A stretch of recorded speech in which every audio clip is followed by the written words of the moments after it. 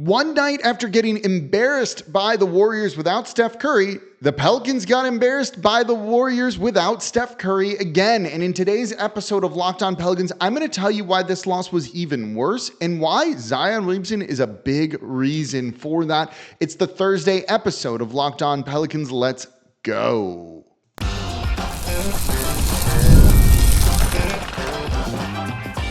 You are Locked On Pelicans, your daily New Orleans Pelicans podcast, part of the Locked On Podcast Network, your team every day.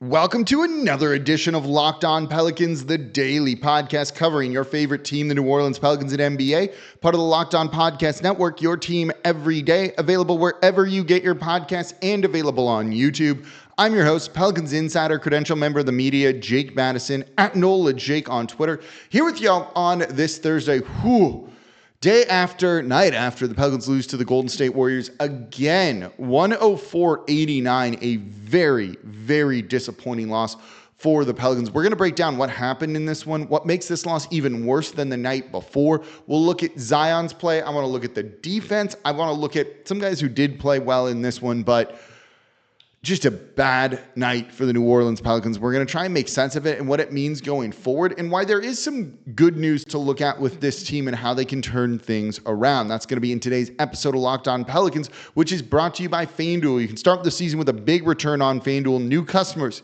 can place a $5 bet and you'll get started with $150 in bonus bets if you win your first $5 bet. Visit FanDuel.com to get started. And of course, thank you for making Locked On Pelicans your first listen today and every day. We're here Monday through Friday, the #1 Pelicans podcast covering everything you want to know about this Pelicans team. So please subscribe wherever you get your podcast. Join over 10,000 Pelicans fans on YouTube as well and become an everydayer. That means you listen Monday through Friday to Locked On Pelicans, even after these losses. And if you're tuning in, if you listen to both shows, I appreciate you. Whether you're a longtime listener or a new listener, I appreciate you making Locked On Pelicans part of your day and hopefully part of your daily routine. So let's get into this one. Pelicans losing 104-89 to the Golden State Warriors. And I want to start with this. It's a point that I don't think I made particularly well in yesterday's show. What's so disappointing about these two losses is not the fact that they lost. Losses are going to happen over the course of a season. Bad play is going to happen over the course of a season. It is the way that they lost, though. These were not particularly close games. They got blown out basically in both of them. It's one thing if you lose by 2 points on a game winner or something like that. But to lose in the fashion that they did with just lifeless play, with your two stars not making any sort of positive impact in this game or, truthfully, despite the good stats, somewhat the other night. That's what's disappointing. Looking not well coached, like they don't have a game plan, just standing around, not playing hard on defense and ball watching. All of that is what makes it so disappointing. If they lost by 2 and it was a tough-fought game with the injuries that New Orleans has, I'd be like, cool, there's some good stuff here. Let's talk about that and we'll move forward. But the way they lost these two games in blowout fashion is unacceptable and disappointing. There's injuries. You're right. DeJounte Murray being out, Herb Jones, Trey Murphy, CJ McCollum. That's 4 of your 6 best players. I agree. But they were without Steph Curry. They were without Andrew Wiggins. They were basically losing their top 2 players. The Pelicans had their top 2 players in this. And for those guys not to show up in this loss is unacceptable. It's truthfully, in my opinion, as simple as that. The injuries are definitely a thing, but the Warriors were injured too, and they didn't look like they missed a beat while the Pelicans completely unraveled. That's not okay. Just contrast it to the team that they were playing. Those are not good excuses or valid excuses when your opponent is very banged up as well, arguably with a player that's better or more impactful for their team in Steph Curry. They weren't derailed. So that's what's so disappointing about this. And when you look at Zion Williamson's play, what was going on here? 5 of 20 from the field for 12 points. He did have 12 rebounds, 6 defensive rebounds, and 4 assists, 4 turnovers. But this is one night after he nearly dominated Draymond Green And while Draymond Green upped his defense and made some adjustments, he was definitely playing far more to the left side of Zion Williamson and kind of shading that side that he wants to go to. Zion didn't have the adjustment in him, and he looked just listless out there, failing to make any sort of positive impact in this game. Look, these are the games that you need to take over. These are the games that you need to dominate, especially after all of that talk from the offseason. Remember the Will Guillory article with The Athletic where he was out for straight vengeance, where after everyone has been raving about him, and while I don't think he looks out of shape, something's off with him. And I don't think it's the illness that caused him to miss the first game of the season. This is game 4 for him now. He put up 30-something points on really great shooting just the night before, the game before this. This was him, in my opinion, just not wanting to do it or make an impact or being frustrated by the referees. This is one of those moments where you face some adversity and you either rise to the occasion or you don't. And Zion Williamson did not rise to the occasion in this game. And that's a big reason why they lost. He should be able to dominate this game. Draymond Green is maybe the best defender of his generation, and he was guarding Zion Williamson. But Zion has proven that he can win that matchup. He didn't have an answer for Draymond Green in this one. Maybe it's just Draymond's good, but then that also says something about Zion Williamson as well. This was an unbelievably disappointing performance from him, and arguably one of the worst we've seen him play in a Pelicans uniform. Look, Brandon Ingram wasn't much better, 14 points on 5 of 11 shooting, but did you feel any sort of impact from him in this game? He looked to shoot threes more, and that was good. I liked that. He was willing to pass and made some really nice passes and good reads. He played better than Zion Williamson.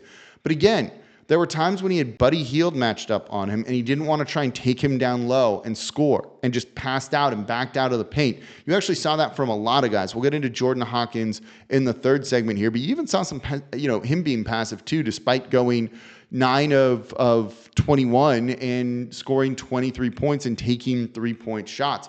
It was just a lifeless game from this Pelicans team, and that speaks to the players, that speaks to the coaches, and no one just wanting it and lacking that type of mentality, that killer instinct.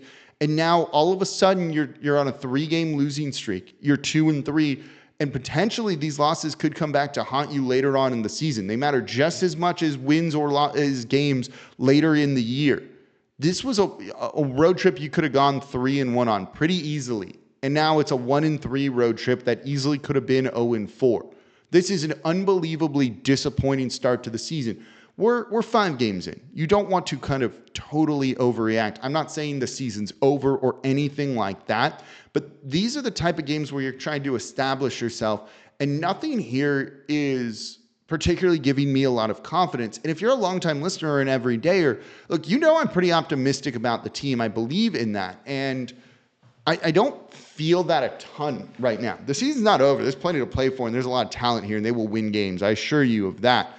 But they need to make some sort of changes, and we're going to have more on that in tomorrow's show. I actually think, and I don't think this is hyperbolic to say, that the 4-game homestand coming up is pretty make or break for a number of people, particularly head coach Willie Green. We'll do that in tomorrow's episode of Locked On Pelicans. So they just looked like they didn't care. I want to talk a little bit more about that. Look, it's bad when two-way guys are bringing more energy and doing more for this team than your 2 all-star players are. Something's got to change. I want to look at that a little bit. I also want to get more into the coaching. I want to get into the defense coming up here next in today's episode of Locked On Pelicans. I want to finish up talking about Zion too in the next segment, because there are reasons to be positive and optimistic about him. That's the good thing. Let's talk a little bit more about Zion Williamson coming up here next, along with the defense and coaching here in today's episode of Locked On Pelicans. Today's episode of Locked On Pelicans is brought to you by FanDuel. Get ready to tip off the new NBA season with FanDuel, America's #1 sportsbook. Because right now, new customers can bet $5 and get $150 in bonus bets if you win. The FanDuel Sportsbook app gives you everything you need to place live bets on the NBA and NFL all in one place. So when you get a hunch in the middle of a game, you can check out the latest stats, view live play-by-play, and so much more on the same page where you place your bets. And all you have to do is just go to FanDuel fanduel.com to join today. You're going to get started with $150 free money right there in bonus bets if you win your first $5 bet. Maybe you want to go against the Pelicans. We'll get the line in a moment or two for the game against the Indiana Pacers on Friday. You're not feeling good about them. I don't know. Go make some money on watching this team lose a little bit. You can do that over at FanDuel.com. Never waste a hunch and make every moment more with FanDuel, who is an official sports book partner of the NFL and the official sports book of Locked On. And thank you for making Locked On Pelicans your first listen today and every day. We're here Monday through Friday, the #1 Pelicans podcast, covering everything you want to know about this Pelicans team. So please subscribe wherever you get your podcast. Join over 10,000 Pelicans fans on YouTube as well. And now your favorite podcast, Locked On Pelicans, has a newsletter. Introducing the Locked On Pelicans daily newsletter. One-stop shop for ultimate team and league coverage delivered right to your inbox. Sign up for free now at lockedondaily.com. That's lockedondaily.com. You just scroll down, click on the Locked On Pelicans logo, and it'll send you to the sign up page and start your day with the all-new free daily Locked On Pelicans newsletter. And of course, thank you for making Locked On Pelicans your first listen today and every day. I think I already said that. See, I'm even thrown off by all of this, right? I made this joke on Twitter. I was up till like 1:30 a.m. after that first loss to the Golden State Warriors, West Coast tip-offs. It's late here in New Orleans. And I'm here doing it again. That's what showing up is, putting in the work, right? Even when you're not feeling it, even when you're tired, that's what you do. And that's not what the Pelicans are doing right now. So on Zion Williamson, let's start this segment off a little bit positive. I don't think he's out of shape or anything like that. He just dominated Draymond Green a game ago. Was it 31, 33 points? 12 of 15, 12 of 17, something like that. I have the stats in front of me. He was really, really good. He's just missing looks that he normally makes. And some of that's crowding the paint, certainly. And more spacing would help that. And we've talked about that on the show a couple of times here, particularly after that second game against Portland, their loss there. He'll be fine. He's still really good. This was a disappointing game, and he needs to take over, and you need to see more consistency from him. And he needs to kind of find that killer instinct attitude. And the refs weren't doing him any favors, though I don't think that Draymond was actually fouling him a ton. I think there were definitely some there, but I don't think it was as bad as you'd want to make it out to be. And that wasn't the reason why his impact wasn't felt in this game. But those shots will fall. You know, he is missing shots that he normally makes. He's had a couple of like bad shooting games, which just happens. And I think over the course of the season, we'll look at this stretch as an aberration. And once he gets going, that will do a lot to help the Pelicans win. But it's going to take more than just Zion Williamson, as we've seen from him having a good game the other night, and they still lost. Part of it's also going to be on the defense. And this defense right now looks bad, y'all. It looks really, really bad. This is what concerns me about that. This is Willie Green's calling card. This is what the Pelicans' identity has been, is getting out in transition, running, trying to score, do all of that off steals, off of live rebounds too.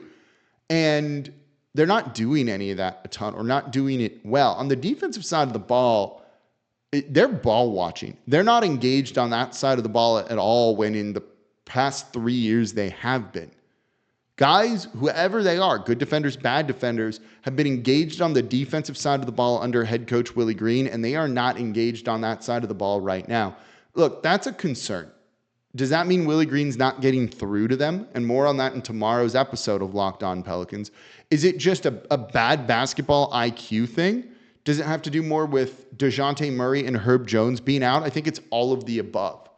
But they should at the very least be engaged on that side of the ball, trying on that side of the ball, even if they're failing. But they're not trying. You saw multiple times in the second half where Brandon Ingram was just ball watching and got backdoor cut, or even front door cut it, right? You saw it from Podziemski, who just cut down right in front of him after a pass, and Ingram just watched it happen. That's unacceptable. And that's on the coaching staff to make there be consequences and repercussions for that, and you're not seeing that right now. That's not good. They need to at least be competitive. Again, it goes to what I said in the beginning of this show. It's one thing to lose. It's one thing to lose. But to do it in the fashion that you're doing it is not okay. Look, if the reason you run an offense, the reason you move off ball, cut, run, pick and roll, whatever it is because you have DeJounte Murray out there, that's not going to work, right? You should just be able to put in another point guard. And maybe the offense doesn't go as well, but you should at least go through the motions and it should look the same instead of just completely falling apart and everyone just standing around. Maybe just, look, I like DeJounte Murray. I was all in favor of that trade, but he doesn't make that big of an impact, y'all. That's just the team not wanting it for whatever reason, not listening to the head coach and those sorts of things. That's what worries me. That speaks to the mentality of this team. You can't have that. You're not going to win games. We've seen it now. They're not going to out-talent other teams. They would have by now. They wouldn't be 2-3 on a 3-game losing streak, somewhat mimicking what the Saints are going through right now. They need to wake up. We said they need to play with a sense of urgency, and you saw some of that in the first quarter against the Golden State Warriors on Tuesday night, and then it's vanished since then. You just get your butts kicked on TNT where the Inside the NBA crew, including Charles Barkley, was making fun of you and laughing at you, and you didn't come out with any more pride. It doesn't seem like that stung them whatsoever. After the game, they said all the right things. We know what we need to work on. We know what we need to do. Zion said he knew what he needed to do. No one was panicking. They're going to have some tough conversations. Well, those conversations didn't do anything for you. It didn't lead you to this. That speaks to the mentality of this team. And a lot of you are going to say, well, trade Zion, trading. You can't do that right now. You're not going to do that right now, right? You're not punting on the season. You're not doing anything like that. And that would be a mistake. That comes down to what change can you make? And it's likely going to be the head coach. We'll talk more about why this 4-game homestand is make or break for Willie Green, in my opinion, and should be make or break for Willie Green, in my opinion. This is why, for the everydayers over the summer, I did a show that was like, here's 3 wild predictions I think that could happen. And the first one was that Willie Green was fired before January. I think that is a very realistic possibility right now. So they need some sort of change, some sort of catalyst. Where that comes from, I could not tell you. It could come from a variety of places. It could just be internal growth and then being like, look, we can't do this. It can be a players only meeting, whatever you want. They need to find that because the play that they have right now is unacceptable. It's one thing to lose.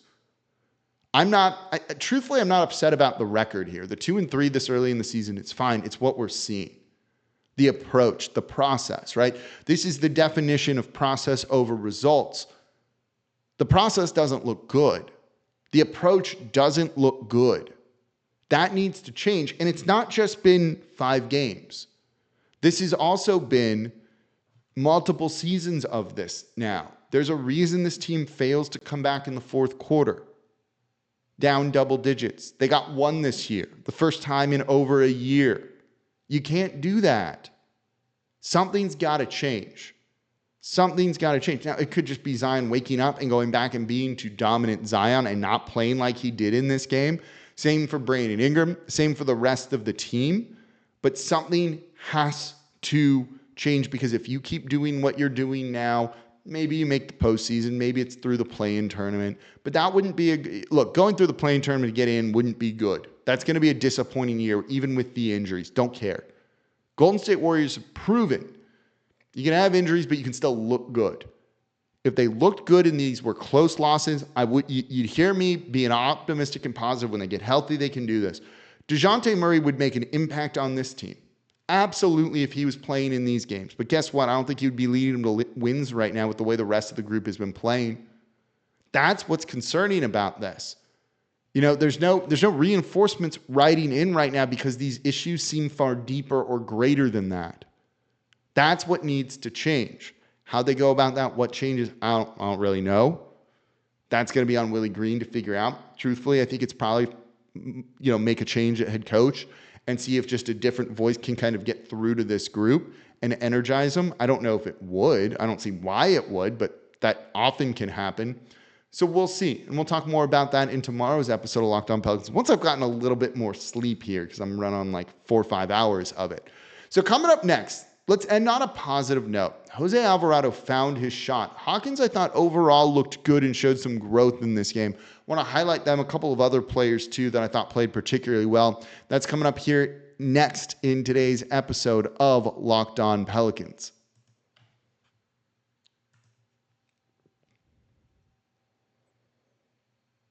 And thank you for making Locked On Pelicans your first listen today and every day. We're here Monday through Friday, the #1 Pelicans podcast, covering everything you want to know about this Pelicans team. So please subscribe wherever you get your podcasts and join over 10,000 Pelicans fans on YouTube as well. We're the #1 Pelicans podcast for a reason here.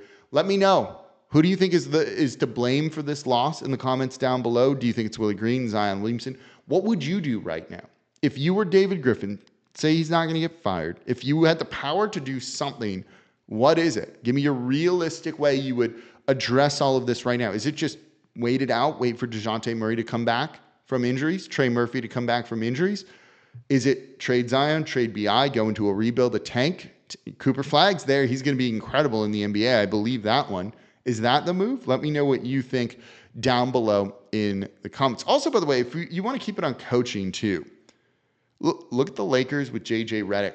That team has like a level of attention to detail that you do not see with this Pelicans team. There's definitely a level of preparation that you do not see with this Pelicans team. That's not great. They've got to figure this out because this season, not over, not even close to being over. I don't think that at all, but definitely reasons to be concerned.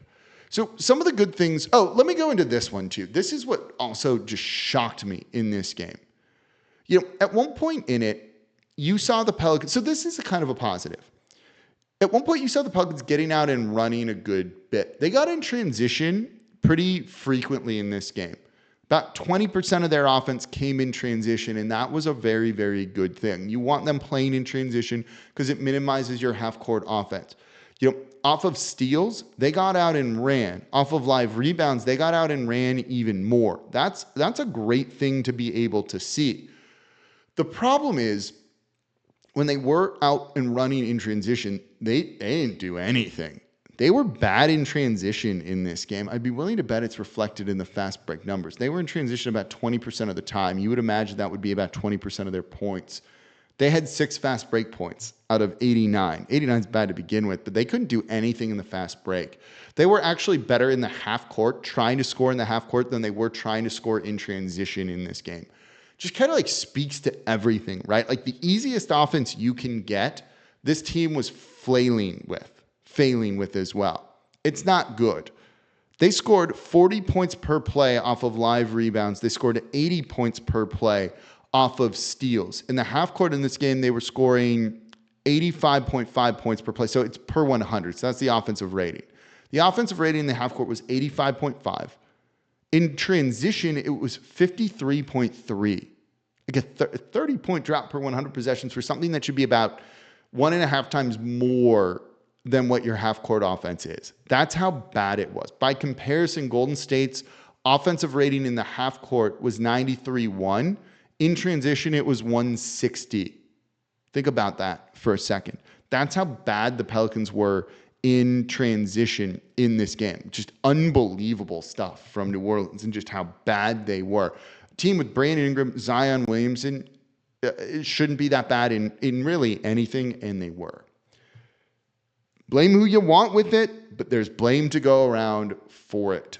So Jose Alvarado did play well in this game. I'm glad he found his shot again because this is a guy they need to rely on, and he had not played particularly well through the beginning part of the season, but he started to find his three-point shot in this one. 16 points on 6 of 13 shooting, but he was 4 of 8 from 3. 5 rebounds for an undersized guard is great. 4 assists. He's a key player for this team. They need him playing well. Him finding his shot, I thought, was a really important thing. Trying to kind of take threes early. And the Pelicans, took 36 threes. To their credit, they were trying. And you saw Hawkins really step in as a starter here. Take threes, 14 of them. That's a great number here. We're going to do a show probably next week of how do the Pelicans get to 43s? Who needs to take them? And we're going to kind of break it down for you. That's a show that I want to do because I think that's pretty interesting. So you have them kind of doing what they wanted to do or getting closer to that. So that was good. And Jose, who's going to be your backup point guard, needs to be taking those shots, and he did in this one. So I liked what we saw out of him.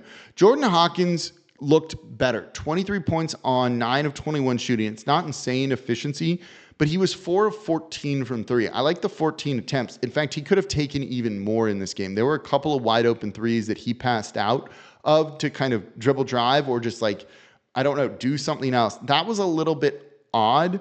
I'm not going to nitpick his game, given that he was a guy that was trying to do what was asked of him. Also rebounded decently well with 4. The shooting is definitely coming along. You're seeing a nice little mid-range game from him. There's times when the mid-range shot is good. If you do it in 3 dribbles or less, it can be a good thing. It's when you do 3 or more that the efficiency really starts to drop there. So you take 1-2 dribbles on a bad closeout step in and then take it, sure. Rather you take a step to the side, create a little bit of space, and then launch a 3 instead. But I can live with some of those other shots. It's when you just spend time dribbling, don't do anything, and then take a contested mid-range jumper. That's not great. But if they're wide open off of like a closeout or something like that, it's a different story here. So you're seeing that growth from Jordan Hawkins, and that's important too, because he's going to be a key player alongside Zion Williamson, because you see the need for the spacing too. Teammates not helping Zion out as much isn't great, but I don't even think that was the biggest reason to hear. I think the biggest reason was Zion just not being Zion, and I think he is in shape. Hopefully, I'm going to sneeze. Sorry. And I think they'll get it hopefully going on this homestand. They need to. It's a bit make or break, so I'm going to sneeze again maybe. Of course, I need to get a mute button for this whole setup here, but I don't. So let's wrap it up there on me sneezing at the end of Locked On Pelicans, fitting way after rough road trip for New Orleans. Tomorrow, why this 4-game homestand, I don't think this is hyperbolic to say, is pretty make or break for the Pelicans.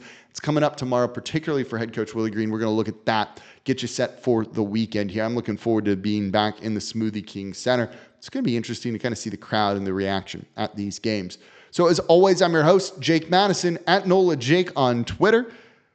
And I'll be back with y'all on maybe over the weekend. Oh, no, I'll be back with y'all tomorrow and then get you set over the weekend, too. We might do a bonus show here or there when it comes to it. This is the Locked On Pelicans podcast, part of the Locked On Podcast Network. Your team every day. I'm going to sleep. See y'all later.